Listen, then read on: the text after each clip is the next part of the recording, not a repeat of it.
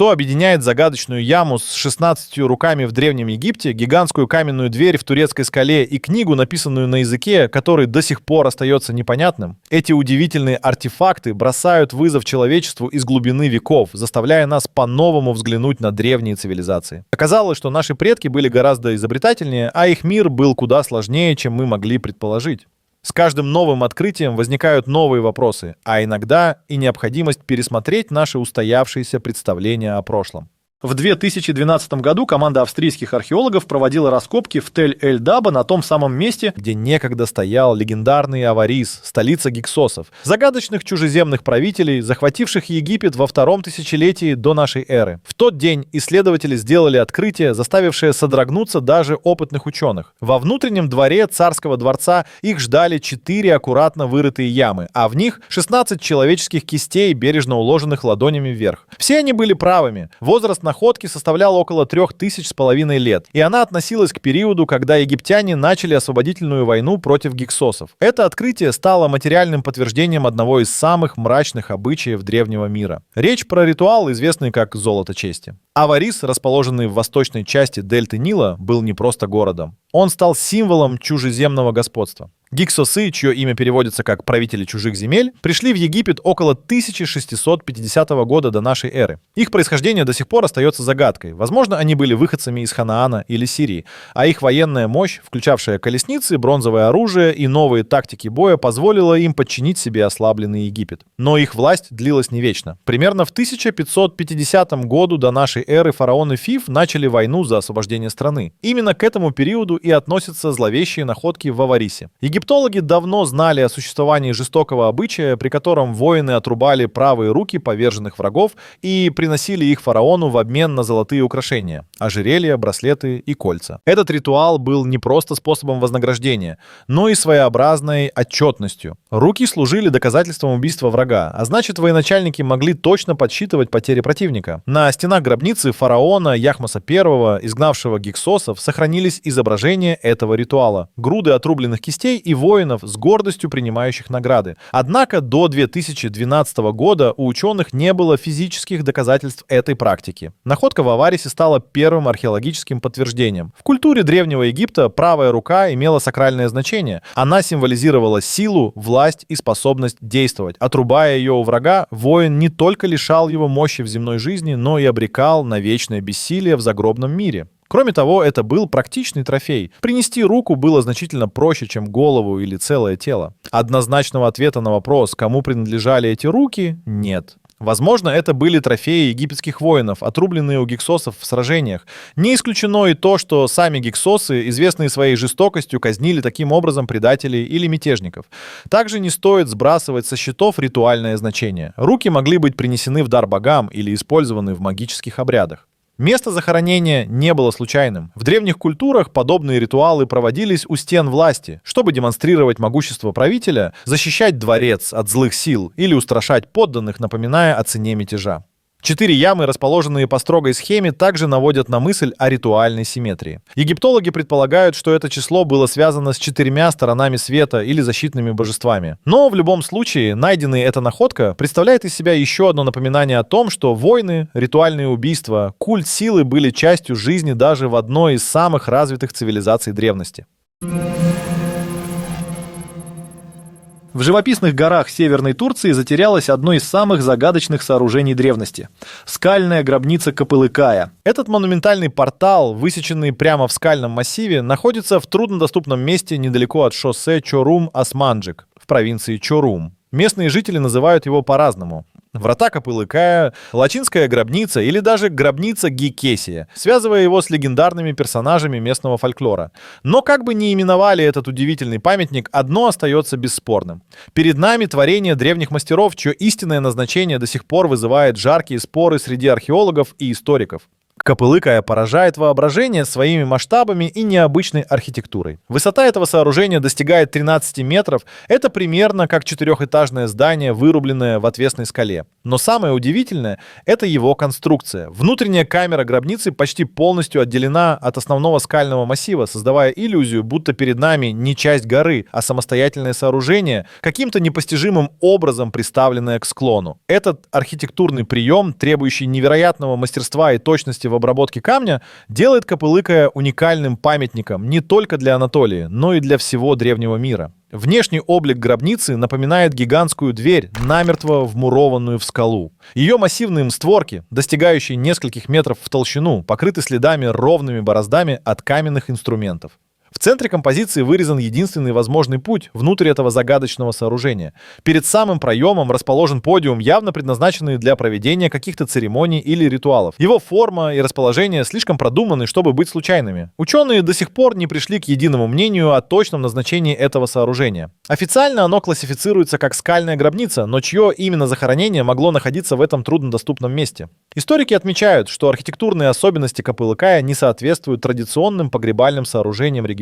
Некоторые исследователи выдвигают смелые гипотезы, согласно которым Копылыкая могла быть не просто местом погребения, а своеобразным порталом в сакральном понимании этого слова. В мифологии многих древних народов существовали представления о местах, где граница между мирами становится тоньше, между миром живых и мертвых, между земным и божественным. Возможно, здесь проводились сложные ритуалы, связанные с культом предков или астрономическими наблюдениями. Исторический контекст добавляет загадочности этому месту. Регион, где расположена Копылыкая, был населен еще с эпохи хеттов, могущественной цивилизации, существовавшей во втором тысячелетии до нашей эры. Однако стиль сооружения не совсем соответствует известным хеттским архитектурным традициям. Это наводит на мысль, что гробница могла быть создана либо в более ранний период, либо уже после падения Хеттской империи, в эпоху, когда в регионе смешивались различные культурные влияния. Археологические находки в окрестностях фрагменты керамики, каменные орудия пока не позволяют точно датировать памятник, что только добавляет ему таинственности. Современные исследования Копылыкая сталкиваются с немалыми трудностями. Тем не менее, в последние годы интерес к памятнику растет, проводятся новые топографические съемки, изучаются мельчайшие детали обработки камня, анализируются возможные астрономические соответствия. Ученые надеются, что будущие исследования прольют свет на загадки этого удивительного места. Глубины Эгейского моря хранили свою потрясающую тайну более 2000 лет, пока группа греческих ныряльщиков не совершила одно из самых значительных археологических открытий 20 века. У берегов крошечного острова Антикитера на головокружительной глубине примерно 45 метров среди обломков затонувшего римского торгового судна они обнаружили странный предмет, покрытый многовековыми наслоениями морских отложений. То, что сначала приняли за бесформенный кусок окислившейся бронзы, после тщательной очистки в Национальном археологическом музее Афин оказалось самым сложным механическим устройством античности, созданным во II веке до нашей эры, за сотни лет до появления подобных технологий в средневековой Европе. Этот удивительный артефакт, размером не больше современной обувной коробки, содержал внутри сложнейшую систему из как минимум 37 бронзовых шестерен различного диаметра, аккуратно размещенных в деревянном корпусе, который не сохранился до наших дней. Точность изготовления зубчатых передач поражает. Некоторые шестеренки имеют до 240 микроскопических зубцов. Устройство использовало дифференциальную передачу. Технологию, которая, как считалось ранее, была изобретена только в XVI веке, что делает этот механизм поистине революционным для своей эпохи. Только представьте, в то время, когда большинство цивилизаций только начинали познавать основы астрономии, а Римская империя еще только набирала силу, неизвестный гениальный механик создал устройство, способное с невероятной для древнего мира точностью моделировать движение небесных тел. Современные исследования показали, что механизм мог определять положение Солнца и Луны с точностью до 1 градуса, предсказывать солнечные и лунные затмения на десятилетия вперед, отмечать даты Олимпийских игр, которые в то время были не просто спортивными состязаниями, а важными общегреческим календарным циклом и даже отображать движение 5 известных тогда планет — Меркурия, Венеры, Марса, Юпитера и Сатурна. Передняя панель механизма представляла собой настоящий астрономический планетарий. На ней размещались 2 концентрических циферблата. Внешне показывал 360-градусный зодиакальный круг, разделенный на 12 созвездий, а внутренний отображал 365-дневный египетский календарь с возможностью учета високосных лет. Особый механизм учитывал даже эллиптичность лунной орбиты, орбиты, используя сложную систему эксцентриков для моделирования неравномерности движения Луны. На обратной стороне устройства находились два дополнительных циферблата. Один демонстрировал сложную систему циклов, позволявших с высокой точностью предсказывать затмение. Ученые до сих пор ломают голову над происхождением этого чуда инженерной мысли. Некоторые исследователи, включая известного историка науки Дерека де Соло Прайса, связывают его создание с Архимедом, который, согласно античным источникам, разрабатывал подобные небесные сферы. Другие предполагают, что механизм мог быть создан в астрономической школе Поседония на острове Родос. Интересно, что римский философ Цицерон в первом веке до нашей эры упоминал о подобных устройствах, однако до открытия антикитерского механизма эти описания считались преувеличенными. Ни одного аналогичного устройства в мире обнаружено не было. Это заставляет задуматься, сколько еще удивительных технологических достижений древности мы потеряли во тьме веков. Современные технологии 21 века позволили заглянуть внутрь механизма, не повреждая хрупкую конструкцию. В 2005 году международная команда ученых применила метод трехмерной рентгеновской томографии, которая выявила ранее незамеченные детали. На крошечных бронзовых пластинах были обнаружены микроскопические надписи высотой всего 1-2 мм. Своеобразная инструкция по использованию, содержащая астрономические термины и описание движений планет. В 2021 году с помощью новейших методов визуализации удалось прочесть ранее неразличимые фрагменты текста, включая указания о цветах, в которые должны были окрашиваться различные астрономические явления на циферблатах. Надписи также содержали календарные указания для важных спортивных событий. Сегодня точные функциональные копии антикитерского механизма, созданные с использованием современных технологий, можно увидеть в ведущих музеях мира. Каждая новая реконструкция становится все совершеннее, раскрывая дополнительные слои сложности этого удивительного устройства. В марте 1974 года, когда первые весенние лучи только начинали прогревать землю в китайской провинции Шэньси, группа местных крестьян обнаружила колодец в засушливом районе у подножия горы Лишань. На глубине около 4 футов их лопаты наткнулись на нечто удивительное. Сначала показался фрагмент глиняной головы в натуральную величину, затем обломки туловища и бронзовое оружие. Так совершенно случайно было сделано одно из самых значительных археологических открытий 20 века. Обнаруженная терракотовая армия первого императора Объединенного Китая Цинь Шихуанди ждала своего часа глубоко в земле более 2000 лет. Последующие раскопки открыли потрясающую картину. На площади более 20 квадратных миль археологи обнаружили целый подземный город, центром которого стали 3 огромных раскопа с тысячами глиняных воинов. Главный раскоп размером с 2 футбольных поля содержал около 6000 пехотинцев, выстроенных в идеальном боевом порядке. Во втором раскопе, поменьше, находились кавалерийские части с лошадьми в натуральную величину и лучники в характерных позах готовности к стрельбе. Третий раскоп хранил командный состав генералов и офицеров, чьи статуи отличались более сложными доспехами и головными уборами.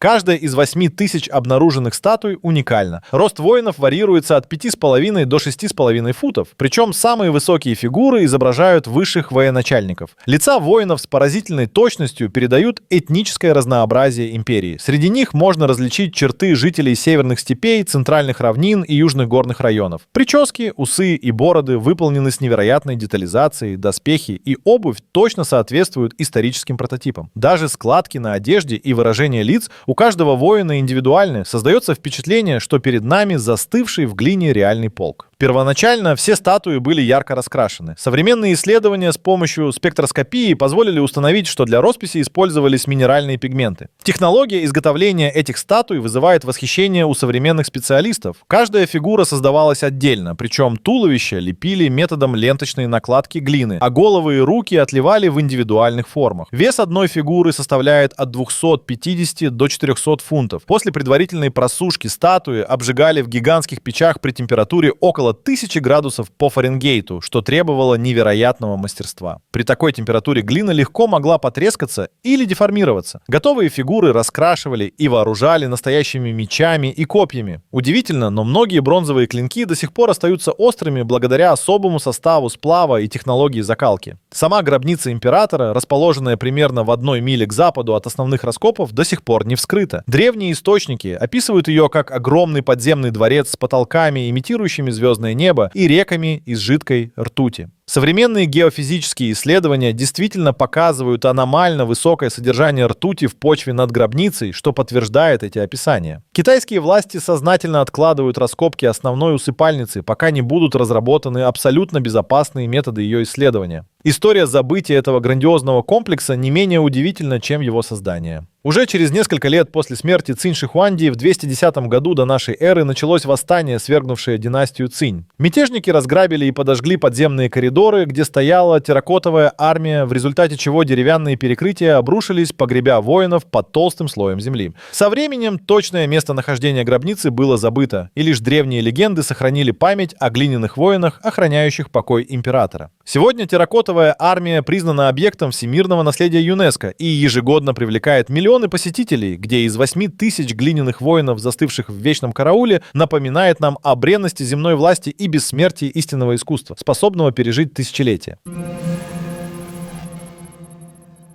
В библиотеке редких книг и манускриптов Ельского университета за толстыми стеклами специального защитного контейнера хранится один из самых загадочных находок в истории человечества. Рукопись, которая на протяжении более чем 100 лет сопротивляется всем попыткам расшифровки, бросая вызов лучшим умам современной криптографии, лингвистики и исторической науки. Этот таинственный фолиант, известный как рукопись Войнича, получил свое название по имени польского книготорговца и антиквара Вильфреда Войнича, который приобрел его в 1912 году среди коллекции древних документов из итальянской виллы Мондрагоне. Книга размером примерно 6 дюймов в ширину и 9 дюймов в высоту представляет собой изрядно потрепанный временем том из примерно 240 пергаментных страниц, заполненных от края до края загадочными символами и сопровождаемых странными, порой пугающими иллюстрациями. Особенность этой рукописи, делающая ее уникальной среди всех известных средневековых документов, заключается в том, что она написана на абсолютно неизвестном языке с использованием оригинального алфавита, не имеющего аналогов ни в одной из известных письменных традиций мира. Текст, состоящий из причудливых, плавно соединенных символов, течет по страницам с явной внутренней логикой, демонстрируя все признаки настоящего языка. Повторяющиеся слова, устойчивые сочетания символов, четкую структуру предложений, но при этом ни один лингвист или криптограф за более чем столетнюю историю изучения не смог определить ни значения отдельных слов, ни природы самого языка. Иллюстрации рукописи, выполненные с удивительной для средневекового манускрипта тщательностью, разделяются на несколько явно различимых тематических разделов, каждый из которых добавляет новые загадки к и без того таинственному содержанию. Первый и наиболее объемный раздел содержит подробные, почти ботанические рисунки невиданных растений с тщательно прорисованными корнями, стеблями, листьями и цветами, не соответствующими ни одному известному биологическому виду. Некоторые из них представляют собой фантастические гибриды, будто бы соединяющие черты нескольких растений. Другие же выглядят как полностью вымышленные создания фантазии автора. Второй раздел заполнен сложными астрономическими диаграммами, изображающими странные созвездия, не совпадающие ни с одной известной астрономической традицией, и загадочные небесные тела, соединенные между собой линиями, напоминающими астрологические влияния или, возможно, маршруты движения. Особое внимание исследователей привлекает раздел, где изображены десятки обнаженных женщин, погруженных в сложную систему переплетающихся труб, сосудов и резервуаров с жидкостью, напоминающую гигантскую алхимическую лабораторию. Современные методы анализа, включая радиоуглеродное датирование, установили, что пергамент, на котором написана рукопись, был изготовлен между 1404 и 1438 годами, а состав чернил полностью соответствует тем, что использовались в европейских скрипториях того времени. Однако содержание книги не находит ни малейших параллелей ни в одной известной научной, медицинской или эзотерической традиции Средневековья. За последнее столетие было выдвинуто множество теорий, пытающихся объяснить природу этого загадочного документа. От предположения, что это зашифрованный научный трактат, содержащий знания, опасные для своего времени, до версии о гениальном мистификаторе, создавшем искусственный язык и фантастические иллюстрации для обмана богатого покровителя. Некоторые исследователи предполагают, что рукопись может представлять собой единственный сохранившийся образец полностью вымершего языка, возможно, созданного специально для записи эзотерических знаний. Другие считают ее продуктом психически больного гения, чей бред оформился в столь систематизированную форму. Пока ученые продолжают спорить, выдвигая и опровергая новые теории, рукопись Войнича остается самой стойкой литературной загадкой в истории, молчаливым вызовом человеческому интеллекту, напоминанием о том, как много тайн и неразгаданных вопросов еще хранит наше прошлое. Возможно, именно в этом и заключается очарование археологии. Она оставляет место для загадки. Даже в наш технологичный век прошлое не перестает нас удивлять. Оно напоминает нам, что древние цивилизации обладали знаниями, которые нам даже трудно представить. Поделитесь в комментариях своими мыслями и версиями. До новых встреч в мире неразгаданных тайн прошлого.